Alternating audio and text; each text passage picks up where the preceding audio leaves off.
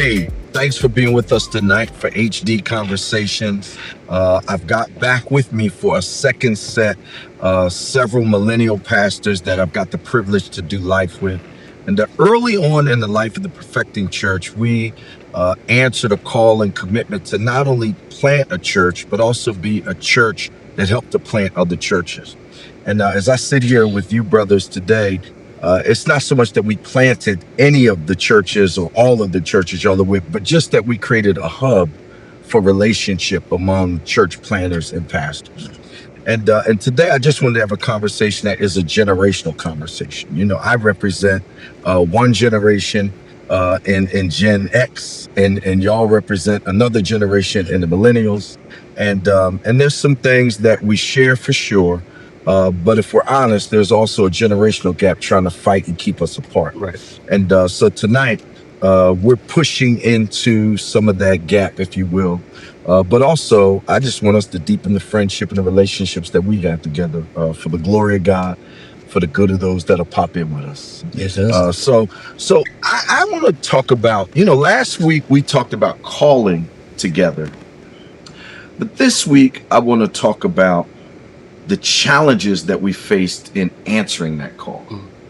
And, we just got done celebrating the anniversary of Perfecting Church. Perfecting Church is 15 years old now. Yep. And Yes, sir. stuff seems so much easier looking back than it did when we were looking at it. Yeah. You know what I mean? Stuff's so clear now that was so foggy.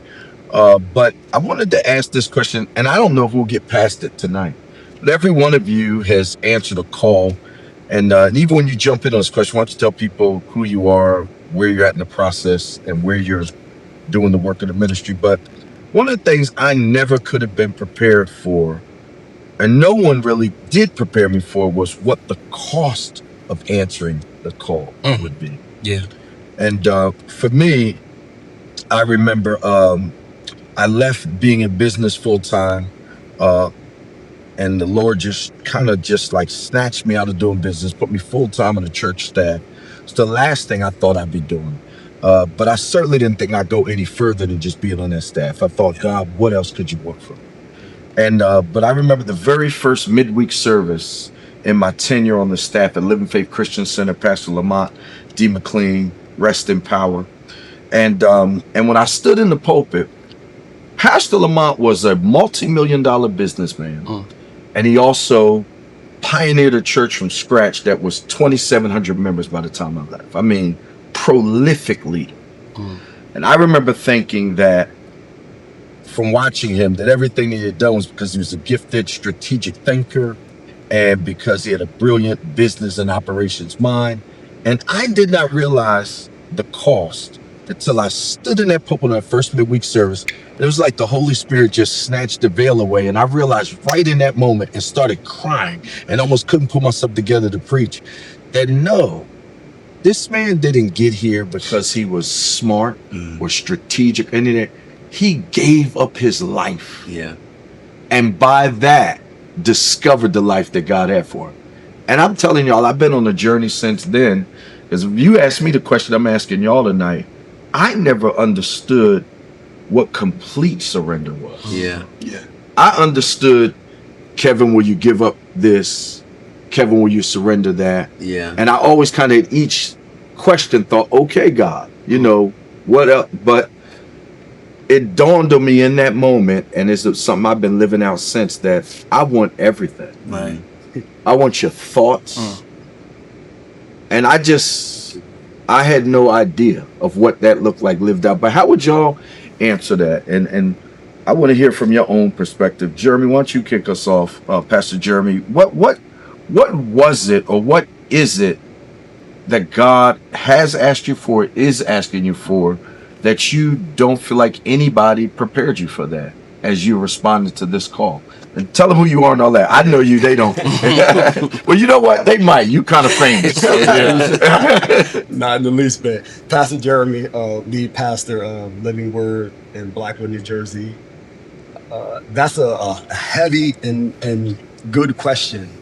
I think, kind of to your point, that the challenge for for me was total surrender, but what that looks like, Yeah. right? We have a facade. I had a facade of what surrender looks like. Where I compartmentalize my surrender to God. Yeah. That's a good word. Yeah. God, Compartmentalize my surrender. Yeah. That's a good That's word. a college word. I'll give you this part of my life, Yeah. but I'll keep this other part. Yeah. You manage this part. I'll steward this part. Yeah. And I think along those same lines was the cost of feeling the need to be understood. I had a lot of crazy plans in my life, a lot of thoughts, and a lot of that was driven by my parents trying to please people, trying to please my parents. Yeah. And I thought no matter how crazy my plans seemed, like my dream was to run a hedge fund. And I still got that dream today to run a hedge Really? fund, to be a hedge fund manager, but for Christians now. Yeah. Because I literally came from nothing. And so to see the struggle that my mother went through, I was like, this can't be my life. Yeah. And so realizing that the need to be understood, like I don't need people to understand what I do or who I am or what I'm called to, because obedience trumps all of that. And so as long as I was obeying God, it didn't matter if people understood what I was called to, what I was doing. And so obedience was not only the cherry on top, but it was also the foundation from which everything was built upon. Yeah. And I think that's a daily, not a struggle, but a daily working process. Yes, sir. Yeah, work in Yes, progress sir. for me. Yes, sir. That was good. Yeah. Matt Wicker, Pastor Matt, how would you answer the same question? What has God asked for that no one ever prepared you for? What has shocked you as you've begun this process of answering the call? Why don't you tell them who you are too? Yeah, Matthew Wicker, pastor of Embassy Life Church, brand new church plant coming to Camden County, New Jersey. I would say In December. In December. Yeah. I'm gonna say it out loud so you know. Yeah. We got it on tape now. Yeah. Blood pressure go up. Hate on that thing. I would say that I was not prepared for losing of friends. Yeah. Yeah. Oh wow. So Yeah. answering wow. the call, Wow. saying yes to the call, answering the call, being obedient to God has cost me friendships that I never thought I would lose. People that you've been with for forever, Yeah, and that's you real. get this sense of That's real. I went through this season of loneliness, right? Because the things that I used to do, the Wow. old saint said, Yeah. I don't do no more. But that was real. Like, I can't go out tonight. I can't do that anymore. There's a heaviness on me where I know I just can't be seen doing anything, even if it's for the sake of fun. Because all fun ain't good fun, right? And that sense of knowing that, hey, yes, you're losing people, but I'm going to surround you with new people. Yes. I didn't understand that until That's a good. I had to go through it. I had to go Yeah. through that valley of loneliness. Yeah. And nobody prepares you for that, because when you see people in ministry, when you see people in their circles in community, in church, in the body of Christ, you just see, it's a bunch of people. Yeah. Even amongst ministers, it's like that friend group of ministers. But nobody talks about before, where you're trying to go through transition. I didn't have that lifestyle where I was already in ministry heavy and I just had a bunch of ministry friends. I didn't have that. Yeah. So I had to go through a season of just extreme loneliness, and I was not prepared for that. Lost friends. I had to really lean in, and through that season, that's when I had to learn. Oh, okay, God is my friend. God is my friend. That's where I had to learn. Okay, I lost friends. That's real. But I gained a better one. Right. That's good. But I just was not prepared. I was That's not real. prepared for that season. That's good, man. That's hard. He done took mine, so That was you. well, kind of, sort of, but you know. While you warm. Yeah, I got you. Love that. So definitely will echo what Pastor Matt said. Pastor Marsh, youth director here at Perfecting Church. The biggest thing I'll say is to add to what you just said.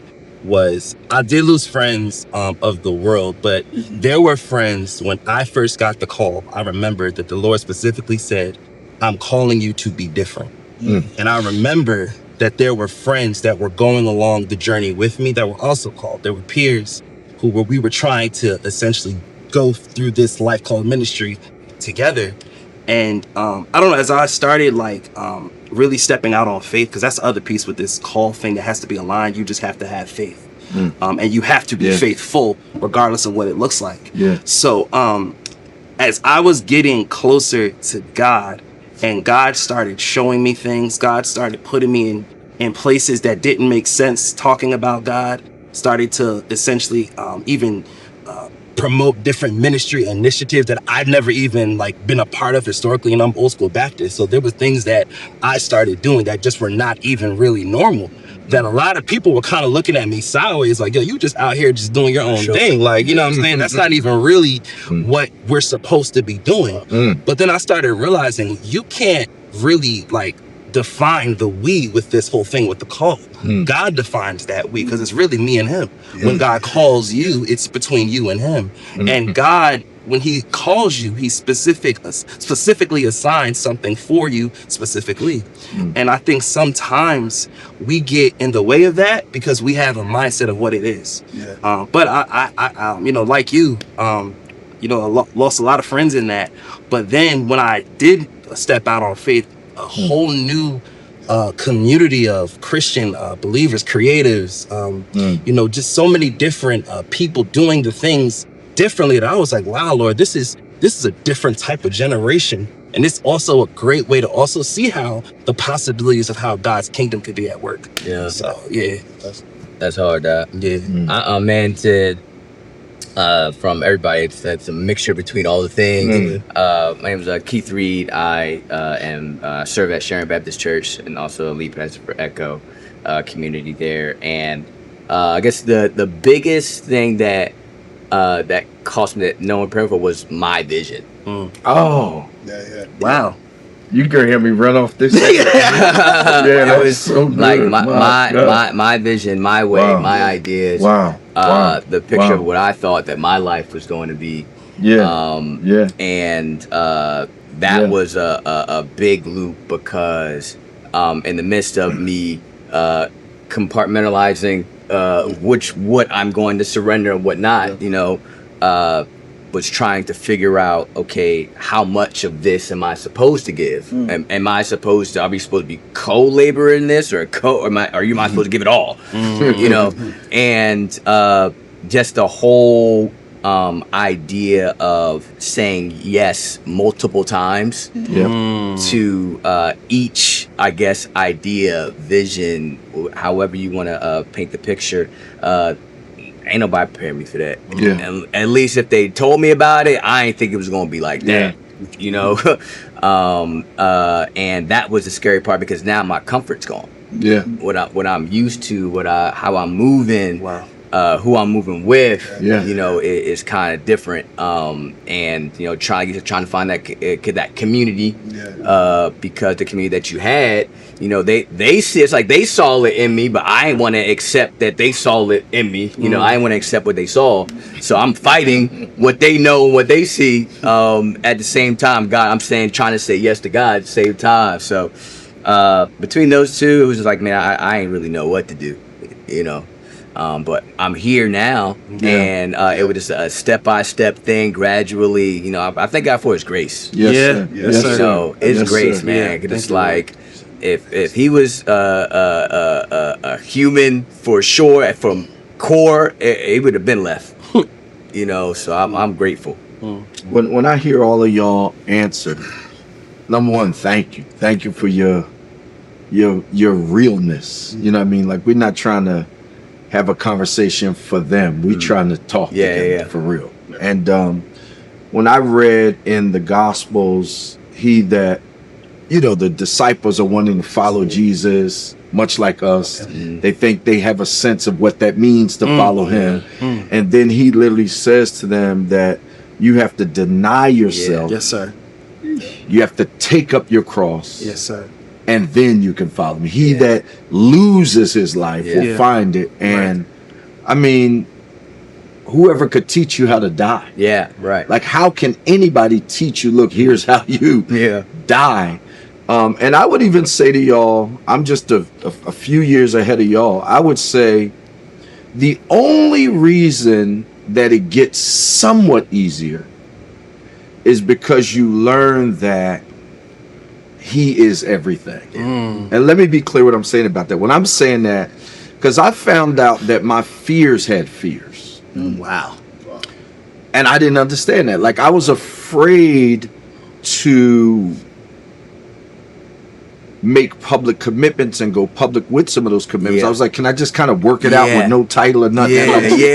But I found out that fear had a fear, and that fear's fear was public failure. Failing publicly was a fear that my fear had, and death is a public thing. You know what I mean? Like, you can't really like do that privately. If people were in relationship with you any other kind of way, your death is public. Yes, sir.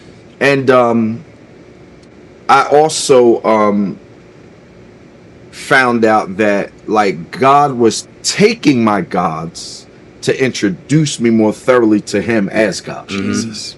And I had a lot of little gods that I didn't realize I had either. And he's like, give me that and then let me introduce you to me. So when I hear you saying he took my friends, or I lost my friends, but he showed me he was a friend, like, that's so real to me.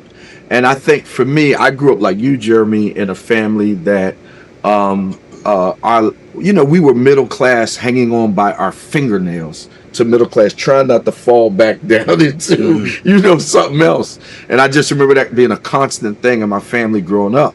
And I had made so many inner vows during that time that I wasn't really aware of, that ended up, those inner vows fought against the surrender that was going to be needed, because I was afraid of failing publicly. But my real fail publicly is because a lot of ways I felt my family had failed publicly, because you was fighting to not be in lack publicly. And so that gave me a lot of stuff that I didn't realize. And I just had to really, really come to an end. And let me just say, I had to really, really coming to an end, because this don't never end. Stop clinging to anything that gets produced from your yes, and cling to him who asked you to give you the yes. So good. Because I just like, even now, you will think that you got it, but then once you get a little bit of fruitfulness, everybody knows you by your fruitfulness, and you start to try to cling to the fruitfulness as an identity. The fruitfulness is no identity. It'll take your surrender from you. Because now you got something to protect, something to curate, something to manage. That's hard. So I want to ask y'all that, y'all have, Pastor Matt, you Embassy Life, although they're not gathering on Sundays, is public. It exists. People know about it. They see it. Pastor Jeremy, you came in and were given responsibility for a church that needed revitalization. And, so you had to navigate an environment where people were clinging to what was, and they brought you in with the responsibility to lead them into what will be, but they didn't realize how much they in love with what was, you know what I mean? And you come behind one of the most prolific leaders, preachers, and pioneers in one of the largest cities in America, and you coming behind him with his name. Good God Almighty! Like, I don't know who carried more burden. And Marcia, it ain't that much different for you. That your father is a very public and fruitful ministry, so people already kind of say, we kind of here. Let us give you the script, because we know you're supposed to continue this. So. We talked about nobody prepared me for dying, but I'm asking y'all, what are some of the greatest lessons dying to yourself has taught you? I know that wasn't in the notes, but we talking now. Like, what are some of the greatest lessons dying to yourself has taught you? Mine were, my fears had fears, and I didn't realize how many little gods I had, and I had to be careful, because your yes to God produces something. But then when it produces, tries to become a god. I think, man, for me, Pastor, it was coming to this the understanding and leaning into it even the more is that his promises are real. They're true. They're honest. Yes, sir. What he says is what it is what it's going to be. And I think that the more that you begin to step into that promise and that assignment, it sort of kind of opened the doors of, oh shoot, you for real? Yeah. You know what I'm saying? Like, okay, so this actually is happening. Like, I'm in it right now, and you said this X long ago. You know what I'm saying? Now it's like, okay, I can. This is that. Yeah, this is that. Like, I really can trust you. You know, it's one thing to say like, oh yeah, you gotta trust God, you gotta believe God. But it's like, yeah, but when the rubber meets the road. You know what I'm saying? And your faith got to put the footmarks on it. You know, that's when everything begins to be more real. Yes, you know, and you got to fight through what it is that is like your fears and your fears. Like that's when all those things get a little cloudy, and you got to fight through those things. But that was probably one of the things that I'm promises. I'm learning. That's so good. Yeah, I'll say I've recently learned that. When it comes to just my faith and just being obedient, that God really proves that he's really in control. You know, I'm gonna be honest and real. Like when we start talking about like economics, we start talking about providing provision and, you know, those who are married, being the head of the household, being a provider. Man, like, cause, you know, ministry is not the thing that people run to for sure for provision. What are we doing? And to the point where even with me, if my call, I delayed it because I'm like, I'm seeing what my people going through. I'm not trying to be like them. I'm not trying to be having to have to suffer for years just to not even really have nothing to really stand on. But it's just the uniqueness of God. And Pastor Kevin, I'm not going to get into my story. You know it for the most part. But everything, especially since I got married, God has provided for without us even really having to worry about it. I mean that. Like, I'm not even dragging it from the place where we were living, from the place of even like somebody like I didn't have a car for a very long time, and I didn't really talk about it. I was taking the bus for a while, and somebody just gave me their whip, like without me having to pay for it. Like even when it came down to like school, this job, and all these things, like I literally am watching God control all of the steps of my call. Where I'm just like, this, God, you got it. I'm not even gonna like deny it no more. I'm not even gonna try to like, you know, delay it further on, because you really are proving that if you can do it before, you're going to keep doing it again and again and again. So, yeah, I like the scripture you quoted, Pastor Kev, about Jesus says, anyone who wants to come after me, let him first deny himself, take up his cross, and follow me. And I like the Luke 9 verse when it says, follow me daily. Yes, sir. And so, which is a reminder for us that this is a daily death. That we have to experience. Daily death. Daily death that we have to experience. And I think for me, dying meant really being able to experience life to its fullest. And I mean, like life being full of life in every area of my life. Like I never wanted to be full of life in ministry, but lifeless in marriage. So being able to be full of life in every area of my life. That was the byproduct of fully surrendering to Jesus and dying to myself and killing a part of our flesh every day. Yes, sir. Which is what we're called to do. Jesus said, I've come that you may have life and have it abundantly. And so that abundant life is something that I think the more I experience that, the more I die to myself, the more death I experience in the flesh, in my desires, in my agenda. Yes, sir. The more lifeless, or the more life I experience in God. And that's so counterintuitive, right? Yeah. Because we're so accustomed to grasping at life, pursuing life, grinding to get life, chasing, but unaware of the fact that really what Marsh kind of just described with this answer was like surrender is attached to something. You know, like as I give up this what I thought was life, I'm giving access to something else. That's Yeah, I think the call of Jesus is an invitation to life. Yes, sir. Right. We see that all throughout Scripture. Yes, sir. Yeah. He invites us to life, Yeah. not to experience blessings and Yeah. a bunch of money. He That's invites us good. to life. Yeah. To That's experience good. life. Yes. Yeah. That's good. One of the things, and Pastor Matt, I want to hear your answer. One of the things that was very counterintuitive, again, you know, being accustomed to having life centered on you and your goals and your desires, and thinking God's going to be a means to that. One of the things that is an ongoing surprise, I guess surprise is the best word for to me, is that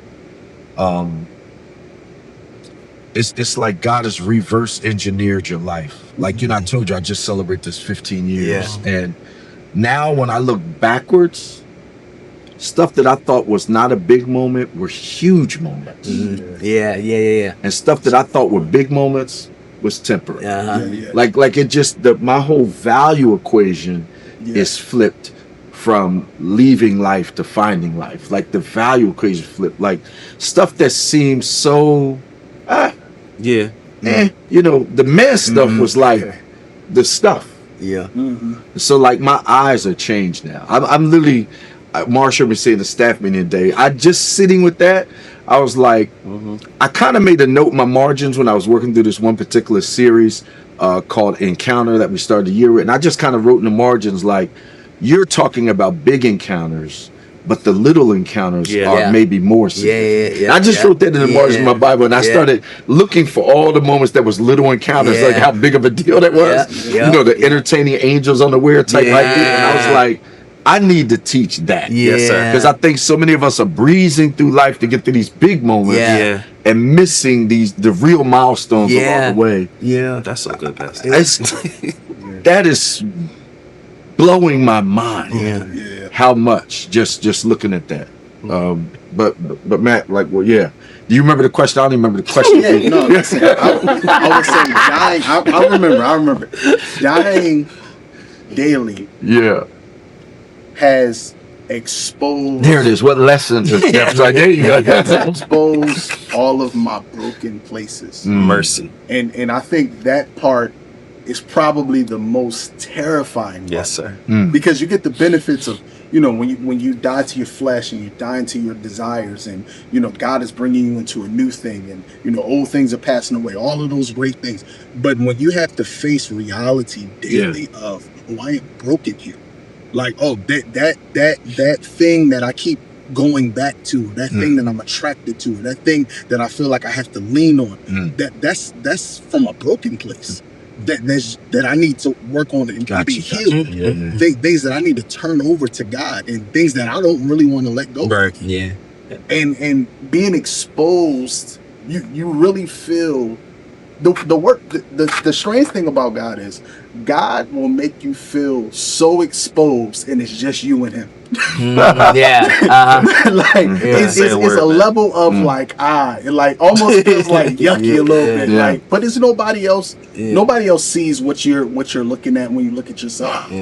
But God will expose a brokenness in you, and you'll wonder how long it's been there. Where did it even come from? Like, what this journey of discovery and dying to your flesh, dying to your desires, has been that thing that brought up. That's so good. From the depths of me, the things that I'm like, okay, I got to turn this over to God, because I can't carry this thing. Man, you messing me up right now. This thing is not bringing me any fruitfulness. If anything, it's destroying the root within me. So y'all are messing me up right now, because when you answer this, I'm like, we need to do it reverse gram, because the gram shows the results of stuff. Hallelujah. But the gram don't show like what you talking about now. Because as I hear you talking, Matthew, I literally hear God building a private altar in you before He gives you that public platform. Like, and that's like He always does that. Like, Abraham's by himself building altars. You know what I mean? You know, out there by himself. Before he gets to Genesis 20, I think it gets to, like, and Abraham was blessed in everything. You know, that's how they opens describing this dude. And he tells his servant, go find a wife for my son. I mean, I'm just like, but all the process that worked into it, all these altars this dude built, wasn't no congregation with him. He just built, you know what I'm saying, private altars. And I hear that happening to you. Yeah. As I hear you talking, I literally hear God having you build these private altars before he put you out there. And that's our Father loving us, man. Because I remember after I preached my very first sermon, I called up this prophet that was in my life, kind of helping me navigate. And I didn't mention him last week we were together, but he was kind of helping me navigate understanding what God was saying to me. I didn't understand the language God was using in talking to me as I was going to call, but I was good at writing it down. Yeah. Even at this point, I'm good at taking notes on what everybody said and like getting. And I gave it to him, and he said to me, he said to me, "This is either a call or you have a vivid imagination." And he said, the way you go, it is. And he said, the way you gonna know the difference, he said, if it's just your vivid imagination, your imagination has a low attention span, will run off and be on something else. Yeah. But he said, but if it's God, this is just gonna keep swelling and swelling and swelling until it takes over all your thoughts. Wow. And literally that's what happened to me. So what was in there privately ultimately became all I could talk and think and imagine about. But after I preached my first sermon, and maybe y'all, I called him on the phone and I said, "Why didn't you tell me?" Wow. And he said, "What?" I said, "Why didn't you?" I was angry. I was like, "Why didn't you tell me?"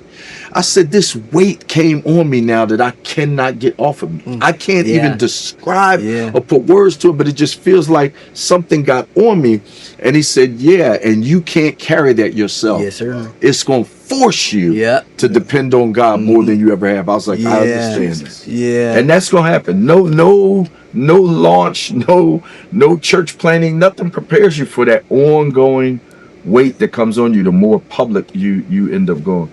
What's your closing thought, y'all? That our whole topic has been losing your life. It's been encouraging, right? Yeah, losing your life and dying. That's what I'm putting in the description. Like, we dead and dying.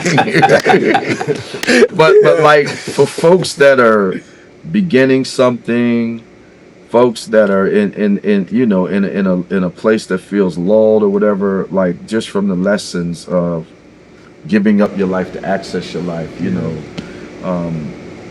give God the surrender. You don't have to worry about taking care of yourself. All this stuff. Like what's a good word? Y'all all preachers, like a real quick. Like what's a good word to share as we close? I would probably say real quick, 10 seconds. I would say for all of us, it's you talked about the weightiness of having to carry that burden, so to speak. Yeah. I would say it's a pain to leave and it's a pain to stay. It's a burden to leave and a burden to stay. Yeah. And every day we get to pick our burdens. Yeah.